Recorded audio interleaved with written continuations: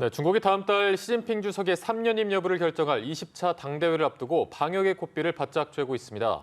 이런 가운데 베이징 인근 텐진시 방역당국이 한국산 수입품을 통한 코로나 확산을 의심하고 있는데요. 네, 베이징 연결해서 자세한 소식 들어보겠습니다. 임광빈 특파원. 네, 베이징입니다. 네, 텐진시 방역당국의 발표 내용부터 좀 전해주시죠. 네, 텐진시 방역당국이 어제 기자회견에서 밝힌 내용인데요. 지난달 27일부터 현재까지 약 200명의 누적 감염자가 나온 텐진시 시친구 연쇄 감염의 근원이 한국산 수입 냉동식품일 가능성이 극도로 크다, 이렇게 밝혔습니다. 유전자 서열을 분석한 결과 텐진에서 확인된 초기 감염자 유전자 서열이 한국에서 최근 보고된 유전자 서열과 차이가 가장 적다는 것을 근거로 들었습니다. 발표 내용을 직접 들어보겠습니다. 近期，我们与早期感染者家庭内的韩国进口物品，特别是进口冷冻食品样本中检出阳性，因此初步考虑，本轮0827疫情源头为韩国进口物品的可能性极大。 세계보건기구 WHO나 미국 질병통제예방센터 등은 우편물이나 화물의 표면 접촉을 통한 코로나19의 전파 가능성을 낮게 보고 있습니다. 그럼에도 코로나19 해외 기원서를 계속해서 주장해온 중국은 우편물과 냉동식품 등을 통한 전파를 지속적으로 거론하고 있습니다. 지난 3월에는요, 한국산 수입 의류가 코로나 확산의 경로가 된다고 지목한 적도 있었습니다. 당시 우리 정부는 즉각 중국 측에 문제를 제기했지만 이미 일부 수입업자와 판매상들은 한국산 옷 주문을 중단하는 등 후폭풍이 나타나기도 했습니다. 네, 중국의 방역 정책을 두고 지독하다는 말이 나오고 있습니다. 인구 2,100만 명의 도시를 또다시 봉쇄했다고요. 네, 중국 남서부 쓰촨성의 성도인 청두가 그렇습니다.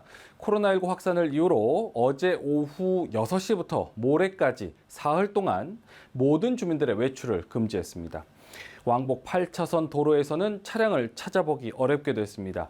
대신 갑작스런 봉쇄로 외출이 어려워진 주민들에게 줄 생필품을 배분하는 손길이 분주해졌습니다. 인구 2,100만 명을 대상으로는 PCR 전수검사도 시작이 됐습니다. 청두시는 이미 지난달 29일 영화관과 주점, 헬스장 등 실내 밀집시설을 폐쇄하고 학교 수업을 모두 온라인으로 전환했습니다. 청두시 방역당국은 코로나 전파의 고리가 20여 개에 달해서 방역에 어려움을 겪고 있다, 이렇게 밝혔는데요. 그런 만큼 봉쇄 기간이 예고한 모레보다 더 길어질 수 있다는 우려도 나오고 있습니다. 재작년 우한 사태 이후 중국에서 인구 1,000만 명 이상 대도시가 전면 봉쇄된 것은 시안과 선전, 또 상하이에 이어서 이번이 네 번째입니다. 지난 6월 두 자릿수까지 떨어졌던 중국의 1일 신규 감염자 수는 7월부터 다시 늘기 시작해서 최근 2,000명에 육박하고 있습니다. 네, 중국이 이렇게 방역 강도를 더해가는 이유가 중요한 정치 행사를 앞두고 있기 때문이라고요. 그렇습니다. 시진핑 주석의 3연임을 결정지을 20차 당대회가 다음 달 베이징에서 열릴 예정입니다. 이 때문에 말 그대로 코로나 바이러스로부터 베이징을 사수하는 작전이라도 펼치는 것 같습니다.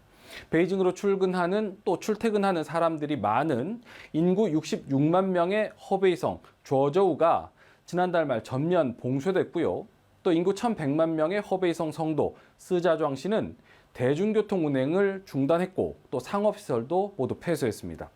지방정부 차원에서 경쟁적으로 방역 기준을 높이면서 논란을 자초하기도 하는데요. 허난성 미엔치현이라는 곳에서는 확진자가 나오지 않았는데도 방역 훈련을 하겠다며 사흘간 주민들의 외출을 금지했습니다.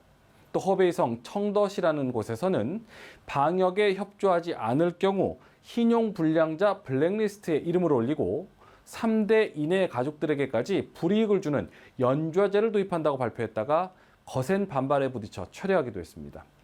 이 같은 방역 등 사회 전반의 통제는 다음 달 16일로 예고된 당 대회가 모두 끝나야 완화될 수 있을 것이란 관측이 나오고 있습니다.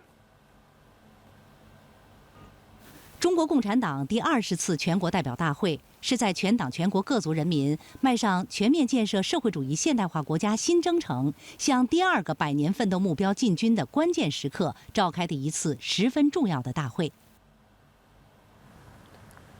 네, 이렇게 강력하게 봉쇄 정책을 하면 이에 따른 경제 파장도 우려가 되는데요. 지금 상황 어떻습니까?